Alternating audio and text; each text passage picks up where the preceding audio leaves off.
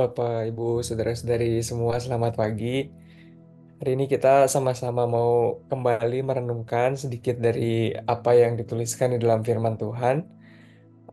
Yang hari ini kita mau sama-sama lihat di dalam Alkitab, Bapak Ibu, adalah soal pemulihan yang Tuhan Yesus lakukan di dalam kehidupan banyak orang. Ketika Tuhan Yesus melayani di bumi ini, ketika Dia berinkarnasi datang di dalam tubuh manusia, Tuhan Yesus melakukan banyak pemulihan. Dan apa yang dia lakukan pada saat itu tentunya adalah hal-hal yang ia lakukan juga pada saat ini. Pemulihan-pemulihan yang Tuhan Yesus lakukan untuk tubuh-tubuh jasmani orang-orang, tapi juga Tuhan Yesus memulihkan kehidupan rohani dan jiwa seseorang. Dan judul yang hari ini mau kita ambil adalah dipulihkan dan pemulihkan. Jadi setiap hal Bapak Ibu yang ada di dunia ini, Tuhan menciptakan dengan rancangan Tuhan masing-masing. Semua yang Tuhan ciptakan memiliki ciri khas masing-masing yang sudah Tuhan tentukan dari semenjak semula. Dari hikmat yang Tuhan miliki, hikmat yang tidak berawal, dan hikmat yang tidak berakhir. Tuhan memiliki rencana untuk setiap hal yang Tuhan ciptakan. Dan semuanya itu diciptakan dengan maksud dan rancangan Tuhan yang khusus. Di sini kita ambil contohnya ada tiga makhluk hidup biasanya yang diajarkan di sekolah. Ada hewan, ada tumbuhan, ada manusia. Dan seekor burung diciptakan untuk terbang. Tuhan menciptakan seekor burung untuk memiliki sayap untuk bisa terbang. Sehingga ketika seekor burung tidak bisa terbang, maka kita tahu ada sesuatu yang salah, ada sesuatu yang keliru dari burung tersebut dan dia harus dipulihkan. Begitu pula ketika kita melihat tumbuhan, pohon, misalkan pohon apel. Ketika pohon apel itu tidak berbuah dan tidak bertumbuh, tidak menghasilkan daun-daunan, kita tahu berarti ada sesuatu yang salah dengan pohon ini, tidak sesuai dengan maksud dan rancangan yang Tuhan ciptakan, dan pohon ini pun ada masalah dan harus dipulihkan. Begitu pula dengan manusia. Manusia adalah makhluk yang diciptakan segambar dan serupa dengan Tuhan, makhluk yang diciptakan untuk hidup di dalam kebenaran, sehingga ketika manusia berbuat dosa, ketika manusia jauh dan tidak segambar dengan Tuhan, kehilangan hubungan dengan Tuhan, ada di dalam hidup yang penuh dengan kegelapan, maka kita tahu bahwa ada sesuatu yang salah, yang tidak sesuai dengan maksud dan rancangannya Tuhan, dan itu harus dipulihkan. Dan pemulihan itu Bapak Ibu telah Tuhan Yesus lakukan 2000 tahun yang lalu melalui kabar Injil yang Dia beritakan dan yang Ia selesaikan di atas kayu salib sehingga kita dibawa kembali menjadi segambar dan serupa dengan Tuhan. Kebetulan kita juga akan memasuki Minggu Paskah Bapak Ibu. Kiranya Paskah yang akan kita alami hari ini bukan hanya hari raya yang kita rayakan satu hari, tetapi benar-benar mentransformasi kehidupan kita, membuat kita memiliki kehidupan yang benar-benar baru, dibangkitkan bersama dengan Kristus, mati dan dibangkitkan bersama dengan Kristus, sehingga kita bisa pulih Bapak Ibu. Dan pemulihan yang Tuhan lakukan adalah pemulihan dalam seluruh aspek kehidupan manusia. Yang pertama yang Tuhan pulihkan adalah raga atau tubuh kita. Kenapa demikian? Karena di dalam Alkitab ditulis Bapak Ibu contoh-contoh ketika Tuhan Yesus melakukan pelayanannya dan para rasul melakukan pelayanannya, mereka menyembuhkan aspek kehidupan raga manusia. Artinya Tuhan juga peduli dengan kehidupan jasmaniah kita. Kita lihat di Alkitab contohnya ada orang buta yang disembuhkan, atau perempuan yang sudah sakit 12 tahun pendarahan, dan ketika bertemu dengan Tuhan Yesus, Tuhan sembuhkan perempuan ini. Dan yang kedua yang Tuhan pulihkan juga adalah jiwa. Kita juga bisa lihat Bapak Ibu banyak jiwa yang dipulihkan dari Injil. Contohnya adalah kehidupannya Saulus, di mana dia adalah seorang pembenci jemaat yang tidak percaya kepada Kristus, akhirnya menjadi pelayan Kristus yang sampai hari ini memberkati setiap kita, tentunya menjadi dasar juga bagi setiap kita. Matius pemungut cukai dan juga Zakheus, seorang kepala pemungut cukai, yang akhirnya dia kembali dan bertobat. Dan yang kita akan fokuskan hari ini Bapak Ibu adalah pembahasan tentang Zakheus, kepala pemungut cukai ini. Slide yang selanjutnya. Jadi kita harus dipulihkan, setiap kita harus pulih sebagaimana yang tertulis dalam Injil, Bapak Ibu, secara jasmani orang-orang pulih dan secara rohani atau secara jiwa juga orang-orang dipulihkan. Tapi bagaimana caranya agar kita bisa pulih? Caranya hanya satu, yaitu mendekat kepada Kristus. Karena Kristus adalah satu-satunya sumber yang memberikan kita kemenangan, sumber yang telah memberikan kita kekuatan, kemenangan. Dialah yang mengalahkan dunia. Di dalam Matius 9 ayat 12 ditulis bukan orang sehat yang memerlukan tabib, tetapi orang sakit.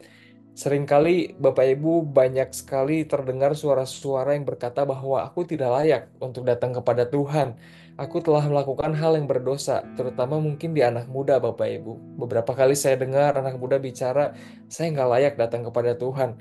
Emangnya kalau saya datang sama Tuhan, Tuhan mau terima katanya. Saya udah pernah ngelakuin sesuatu hal yang buruk yang membuat saya merasa nggak layak untuk minta apapun dari Tuhan. Yang membuat saya merasa nggak layak untuk mengharapkan apapun dari Tuhan. Tetapi firman Tuhan berkata orang sehat tidak memerlukan tabib. Yang perlu tabib adalah orang sakit, kata firman Tuhan. Dan di sini kita lihat ada dua jenis contoh. Yang pertama yang saya ambil contohnya adalah perempuan yang sakit pendarahan 12 tahun. Dan perempuan ini ada di dalam keadaan yang najis Bapak Ibu berdasarkan hukum Taurat di Imamat 15 ayat 25. Jadi perempuan ini seharusnya tidak boleh mendekat sama Tuhan Yesus. Kenapa? Karena ketika perempuan ini menyentuh Tuhan Yesus, berdasarkan hukum Taurat, Tuhan Yesus menjadi najis. Karena perempuan ini ada dalam keadaan najis secara tubuh jasmaninya. Dia ada dalam pendarahan dan pendarahan seperti itu berdasarkan hukum Taurat adalah kenajisan. Tetapi di dalam keadaan yang najis ini, perempuan ini mendekat kepada Kristus dan hasilnya yang kita lihat adalah perempuan ini diampuni, perempuan ini ditahirkan, dia disembuhkan, baik secara rohani atau jasmani. Secara jasmani pendarahannya hilang, dan secara rohani perempuan ini diampuni dari dosanya, dia dipulihkan. Dan yang kedua, pemulihan yang secara jiwa juga kita lihat di dalam Zakheus, dalam kejadian Zakheus ketika dia berjumpa dengan Kristus. Zakheus pun sama seperti perempuan ini, dia adalah seseorang yang najis. Dia dianggap orang yang tidak pantas oleh orang-orang sekitarnya, kepala pemungut cukai. Pemungut cukai saja Bapak Ibu sudah dianggap sebagai suatu kejijikan, apalagi Zakheus adalah kepala pemungut cukai. Dan pemungut cukai ini dipandang sebagai orang musuh masyarakat, dia dijauhi oleh masyarakat. Tapi dalam keadaan Zakheus yang najis, yang dia lakukan adalah sama seperti perempuan ini. Dia memiliki iman kepada Kristus, berharap kepada Kristus sehingga dia mendekat kepada Tuhan Yesus. Dan kita lihat apa yang terjadi Bapak Ibu ketika Zakheus mendekat kepada Tuhan Yesus, dia diubahkan. Zakheus bisa sadar bahwa dia adalah berdosa dan dia berbalik dari kesalahan-kesalahannya. Dari dua cerita ini Bapak Ibu kita bisa melihat bahwa Tuhan Yesus itu adalah Mesias, dia adalah penyelamat, dia adalah air kehidupan yang bisa mentahirkan kehidupan setiap kita. Artinya ketika seseorang berbicara bahwa aku tidak layak untuk menerima kasih karunia Tuhan, memang tidak layak. Tetapi ketika orang tersebut menjauh dari Kristus, orang tersebut sedang terpengaruh oleh tipu muslihat dan dakwaan iblis. Sebab tanpa Kristus justru kita tidak memiliki harapan untuk bisa lepas dari dosa. Kita tidak bisa memiliki harapan untuk bisa disembuhkan tanpa Yesus. Artinya semakin kita merasa diri kita buruk, kita harus semakin mendekat kepada Tuhan karena dialah harapan kita satu-satunya. Injil adalah kekuatan Allah yang bisa menyelamatkan setiap orang yang percaya kata firman Tuhan. Dan jelas di firman Tuhan dikatakan kita diperintahkan untuk tinggal di dalam Kristus dan Kristus di dalam kita. Sebab ranting tidak dapat berbuah dari dirinya sendiri jikalau ia tidak tinggal pada pokok anggur.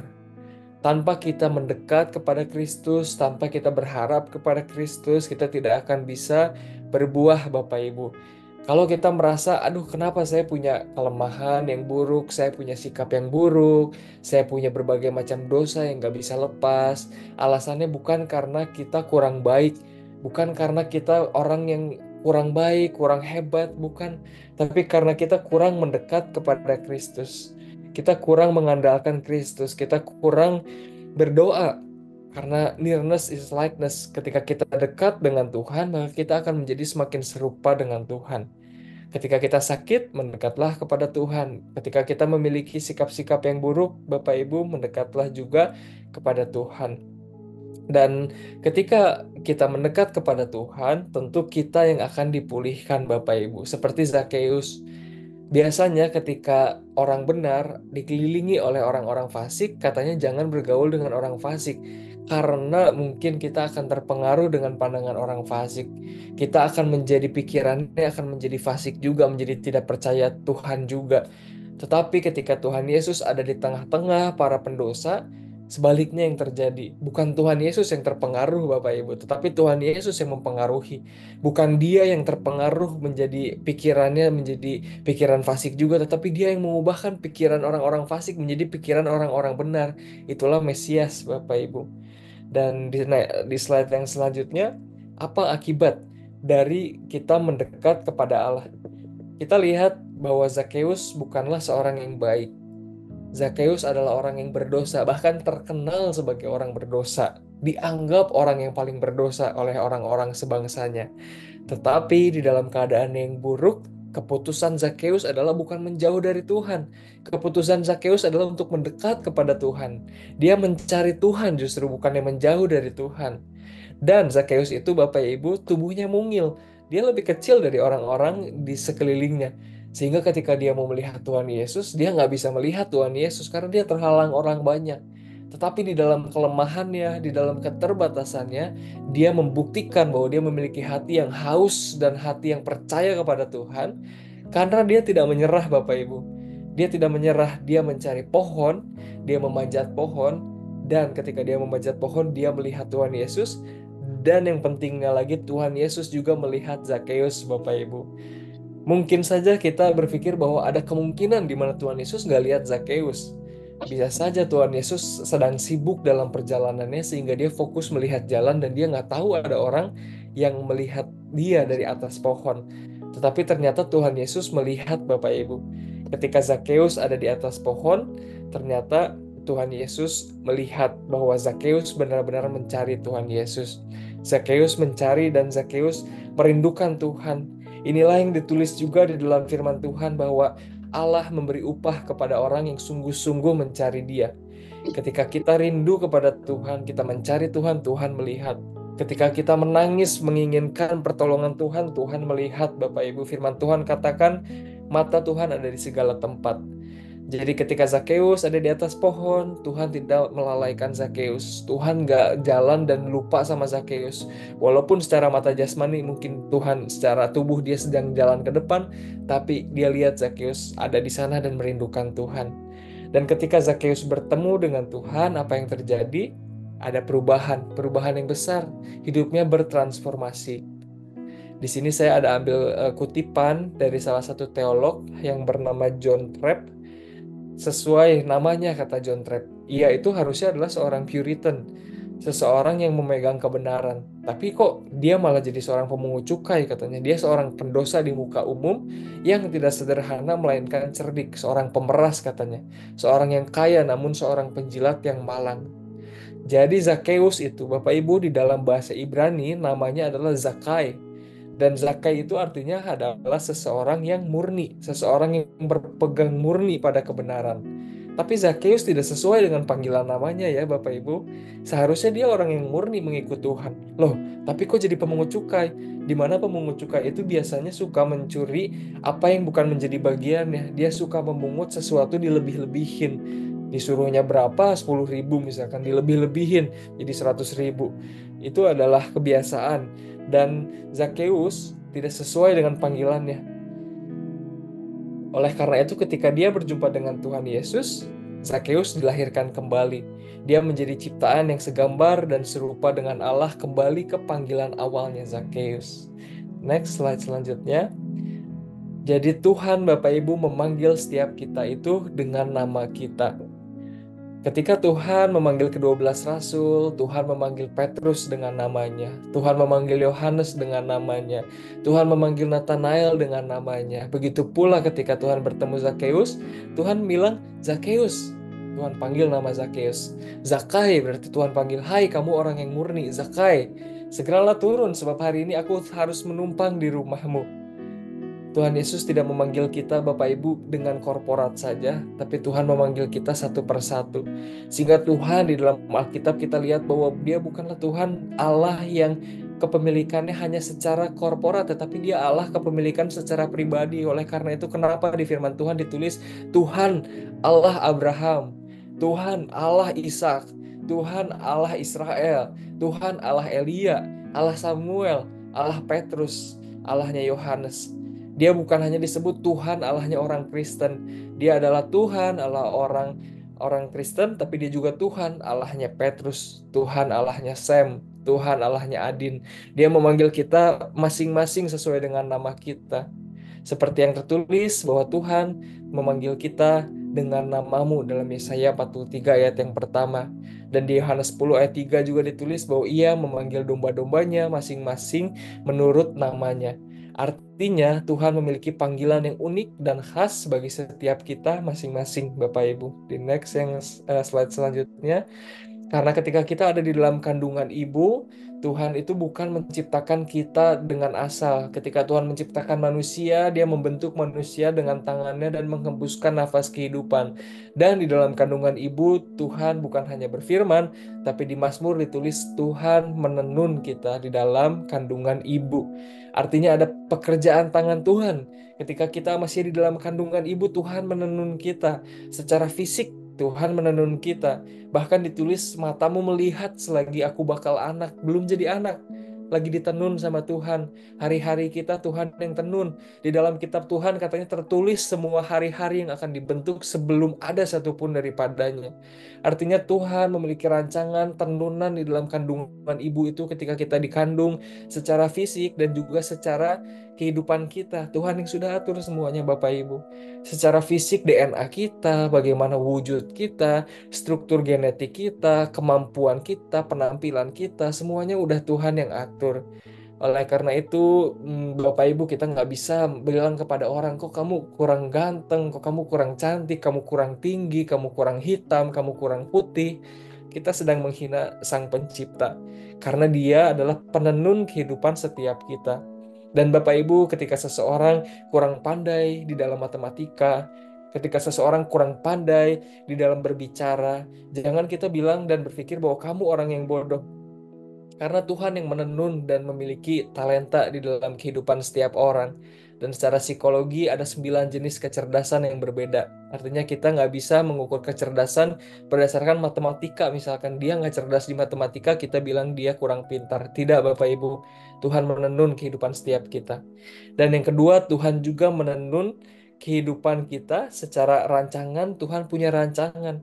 Tuhan sudah punya rancangan dan panggilan yang khusus bagi setiap kita yang unik, Bapak Ibu. Bahkan ketika seseorang sama-sama dipanggil jadi bisnismen, ada rancangan-rancangan yang berbeda yang unik. Dipanggil sama-sama jadi pendeta, ada rancangan dan yang unik di dalam setiap orang karena Tuhan memanggil kita dengan nama kita. Dan rencana itu kadang gelap bagi kita nggak ngerti. Tapi ketika dilahirkan kembali, kita melihat bahwa betul Tuhan menenun kehidupan kita dari kandungan ibu. Tuhan sudah punya rencana yang ajaib. Dan itulah poin yang pertama, Bapak Ibu, mendekat kepada Tuhan. Dan setelah mendekat kepada Tuhan, yang terakhir, poin nomor 2, tentunya kita juga harus mendekatkan teman-teman kita kepada Kristus juga. Satu hari ada 2 orang anak, Bapak Ibu, yang sedang bermain-main. Dan ketika mereka sedang bermain, mereka jatuh ke dalam satu kubangan lumpur. Mereka kaget Bapak Ibu melihat bahwa wah, kotor sekali tubuh ini. Dia lihat temennya, kamu kotor. Lalu dia berusaha untuk membersihkan wajah temennya dengan tangan.